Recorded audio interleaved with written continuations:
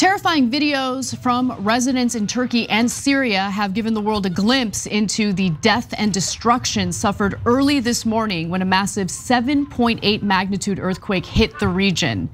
Now, it's difficult to report the exact death toll because the numbers keep increasing. As of this moment, we know of at least 3,800 people who have been reported dead as a result of this earthquake, and the death toll is expected to increase as rescue efforts continue. The shock was felt as far away as Egypt, Israel, and Lebanon. And this map shows you where the epicenter of the earthquake took place.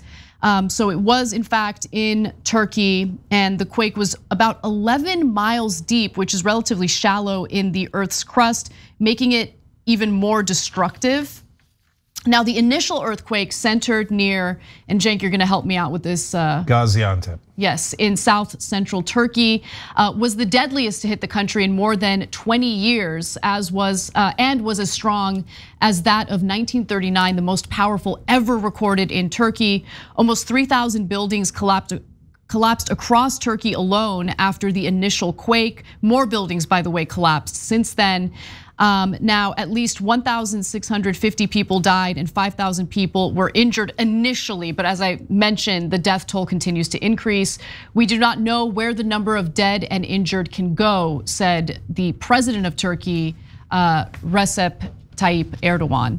Cenk, you jump in. I mean, this is pretty terrifying considering you're from Turkey. Do you have any family in Turkey today? Yeah, and in fact, my parents' hometown is right next to Gaziantep, so we still have relatives there. And so we checked in on them, obviously, and found out they're okay, but that's just our relatives. A lot of people there are not at all okay. And so one of the problems with the apartment buildings collapsing, and now I believe over 5,000 have collapsed, is that it's winter there, as you can see, it's snowing. And a lot of people ran out in the middle of the night. It happened at like 4:17 in the morning, the first one, and only in their pajamas. They're obviously in a panic, running out of the earthquake. And some of the apartment buildings collapsed, and they were right to run out. But then they've got almost no clothes. They can't go back inside the buildings because they're worried about the aftershocks, right? And so now you're worried about people dying from the elements.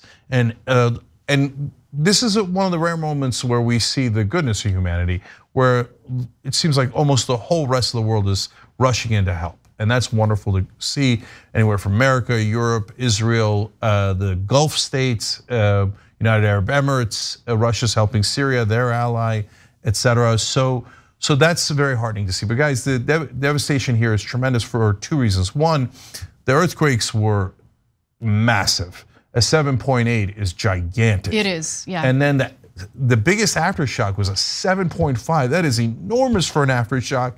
And that one was only, I think, 6 miles down. So that's even closer to the surface. And so it wrought unbelievable devastation. And so people don't know where to stay.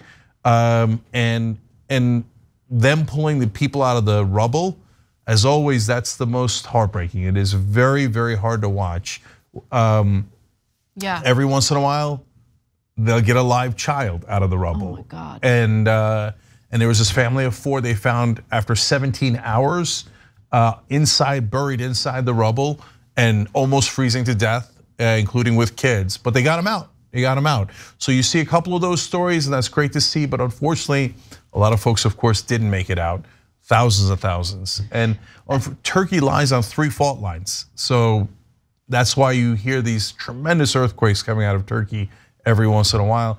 The one in '99 killed 18,000 people. What? Yeah, it hit. Wow. Because it hit a much larger population center. And so there's one other element here. Unfortunately, the regulations and the code in this area is not anywhere near what we're used to, and some of our buildings collapsed. You remember the one in Miami that fell, etc. Well, when you get hit with an earthquake and you didn't follow code, the buildings collapse a lot easier. There's a reason why we do regulation. Yeah, let me jump in actually, because whenever there's a big earthquake in another country or even within our own country, since I've lived through a pretty bad earthquake, I compare it to what I personally experienced, right? So in 1994, Northridge, California was hit with a magnitude 6.7 earthquake. And I remember the house was shaking so aggressively that as me and my family, I was 8 years old at the time, as we were trying to run out of the house to safety because we were afraid the house was gonna fall on us, we kept falling over. There was no running out, right? So at one point, me and my mom were just kind of standing underneath the threshold of one of the doors, praying because we couldn't get out, we were terrified. This was a 7.8. So when I think about what we experienced compared to what, like the magnitude of this earthquake in Turkey, I mean, I can't imagine what that's like. That led to more building code regulations in Southern California. So there are these apartment buildings known as dingbat buildings, where they have carports where people can park their cars. Those are supposed to be retrofitted now to be a little more sturdy in case there's another earthquake, and there will be another earthquake at some point in the future. But those building regulations are so incredibly important, especially if we're dealing with, buildings on top of a fault line. Yeah, so we're gonna show you the graphic where you can contribute to relief efforts. And obviously we'll put the link in the description box below because it's a very long description. You could write it down if you're watching the show live. If you're watching this later, the link will be down below. We're using Hassan's link there, as you can tell. Hassan Piker was a former host here, he's my nephew, and he's been doing a great job of fundraising.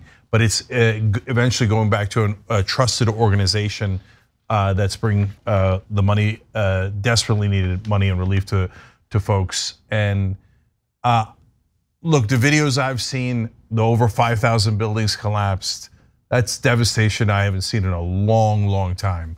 And so God knows they need it, and they need it in the beginning, most of all, to get the survivors out. And so logistically, that's super hard. We wish them the best, obviously.